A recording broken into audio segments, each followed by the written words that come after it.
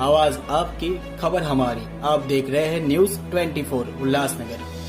Vitthalwadi railway station के बाहर निजी व्यक्तियों द्वारा चलाई जा रही अवैध पार्किंग पर आज उल्लासनगर महानगर पालिका की प्रभाग समिति ने सख्त कार्रवाई करते हुए इसे हटा दिया।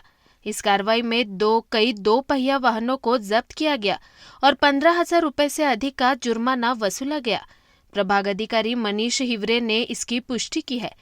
रेलवे स्टेशन के खन्ना कंपाउंड रोड पर लंबे समय से अवैध पार्किंग की शिकायतें मिल रही थी। इसे देखते हुए मनपा आयुक्त मनीषा अवाले के आदेश पर प्रभाग अधिकारी मनीष हिवरे के मार्गदर्शन में यातायात पुलिस के सहयोग से यह कार्रवाई की गई। कार्रवाई के दौरान स्टेशन के बाहर खड़े कई वाहनों को जब्त कर दंड वसूला गया। प्रशासन का कहना है कि आगे भी अवैध पार्किंग के खिलाफ इसी तरह की कार्रवाई रहेगी।